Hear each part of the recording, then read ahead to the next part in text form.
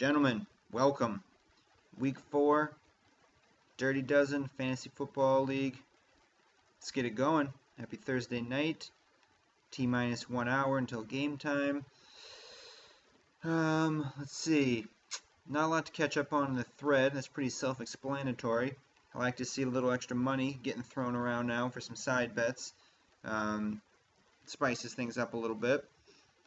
I don't know why Glee feels that he needs to wait until week 11 to throw down with Wavy. I think he's just covering himself there.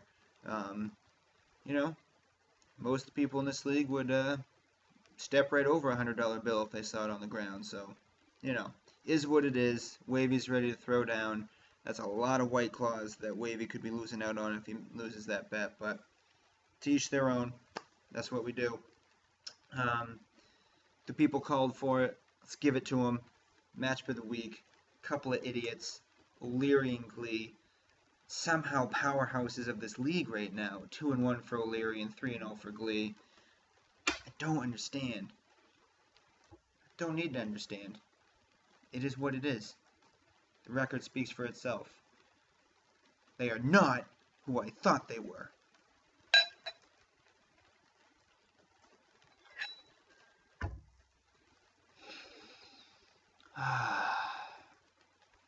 Just trying to have a Thursday night. Cheers, gentlemen.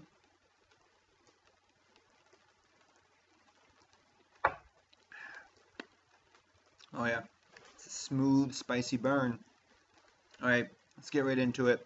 Oh, last week I initially went with Angel due to the Antonio Brown news. I very quickly changed my pick. Max, got it right. Commish, 1-0 on the season. Predictive record, mark it down. So looking at the matchup, Oleary and Glee, we've got Carson Wentz and Deshaun Watson. Both somewhat underperforming. Wentz more than Watson, I would say. Point-wise, Watson is doing better. Philly in 1 and 2. Wentz, it's not all his fault. They're dropping balls. I get it. But they lose tonight and they're 1 and 3. Philly's hitting the panic button. Make no mistake about it. And Green Bay's defense is legit. They're at Lambeau. It's going to be a hard-fought game. I don't think the Eagles are going to do well. I think they're going to get rolled. Wentz, let's give him 245, 2 touchdowns, interception, and they're not going to get much on the ground game, so I don't think they get it done. Deshaun Watson, home, Carolina. You know, Carolina's rolling out Kyle Allen these days. I think the Texans have a decent game. I like Deshaun over Wentz here. Then we come to the running backs. O'Leary's rolling out Henry and White. Glee's got Freeman and Gore. Yeah, a lot to love, a lot to hate on both sides. Henry trending the wrong direction, Oleary. Every week he's getting worse. James White is feeling good. He's got a new baby at home. You know, he's definitely paying the nanny to watch the kid. He's sleeping in the other room, getting that sleep, unlike the poor people like us that had to wake up all the time with that baby. So he's going to be rested. He's ready to go. Devonta Freeman for Glee. I don't really know what to make of this guy. He's always supposed to be an RB1. I don't feel like he really produces at that level, but he's always drafted that way. And Frank Gore, Buffalo at New England, good luck. He's going to get a 1-yard touchdown, but he's not going to rip off 125 yards and a couple of TDs. So, man, it's a toss-up. I think O'Leary's got a little bit more swing for the upside because I think the New England game is going to be a heavy James White game. I think it's going to be ground and pound, a lot of screen passes, a lot of dump-offs. James White, 4 to 6 receptions plus the rushing yards. I like it. And then Oleary with an interesting strategy, rolling out straight up Kansas City receivers, baby. Sammy Watkins and Mr. Robinson. You know, why not? Patty Mahomes, Hall of Famer, chucking that ball down the field. Get every piece of KC offense you can, bud. Glee's got D-Hop and nice hands Larry Fitzgerald. So much upside on both. I mean, that's a wash. All your firepower is coming from your guys' wide receiver spots. Down to Evan Ingram and Eric Ebron. Man, I like Ingram there. I've been found out. I'm hiding in the sunroom. One of them found me. We got to finish this up quick. They're going to come out here. Got to give the nod to Ingram there for Oleary on the tight end spot.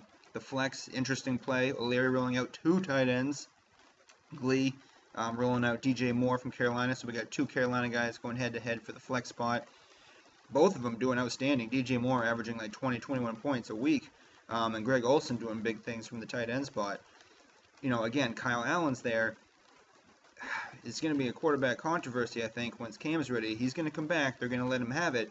But if he doesn't play good for a couple weeks, I think Allen's in there. I think that kid's legit. I think Greg Olsen, DJ Moore will be just fine the rest of the year.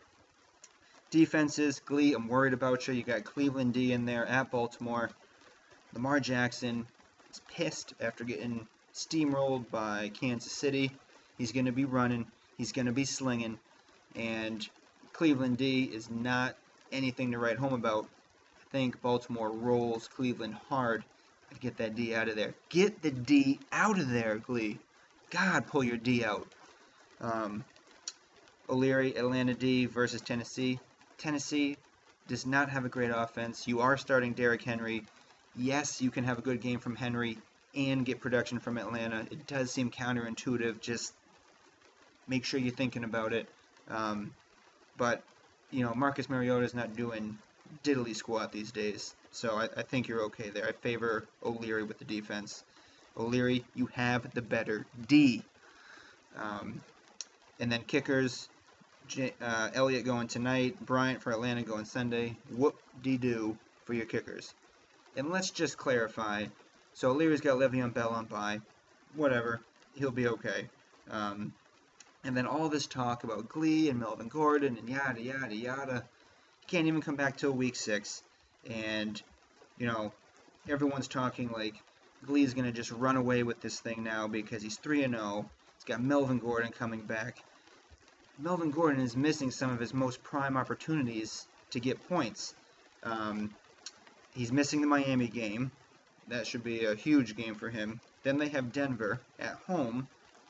Denver's not doing shit on defense. Haven't sacked the quarterback. They're not getting to the quarterback. Melvin Gordon would have had a nice game there. He finally comes back home at Pitt. Alright, Pitt's not terrible. And then he's got to travel to Tennessee. Defense is legit. Travel to Chicago. Defense is legit.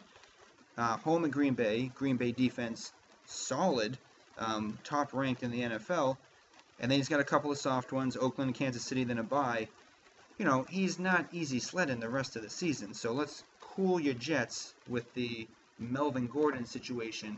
And, you know, he's going to get his points, yes. He's not going to win the championship. So calm the hell down about Melvin Gordon. And then fantasy playoffs at Denver. It's a tough place to go play in the cold weather.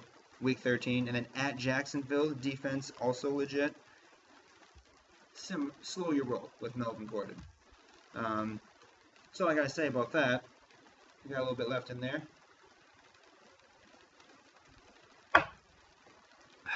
Oh yeah. Gotta at least get a little bit of that in the belly before the bedtime and bath routine. Otherwise, it just goes easier this way. So, Wit's giving me the evil eye. She's staring at me through the glass window. It's time to get the kids in the bath, in bed, asleep for Thursday Night Football. Turn it on. Watch it. I'm going with Oleary. Oleary minus 5.5. That's the spread. I'm going with it. Put my 1-0 record on the line here. Oleary gets to 3-1. Glee gets his first loss of the year, drops to 3-1. Is what it is. More side bets. Let's get it going. Robbie, get at me if you want to put some money on our matchup. It's going to be a shootout. Step away from your school desk. Throw some money on it. That's all I got, boys. Nothing else going on. I'm going to go drink some more bourbon, put the kids to bed, and turn on Thursday Night Football. You guys have a good weekend. And that's all I got. Matchup of the week. A couple of idiots leading the league. Who would have thought? Kamish, out.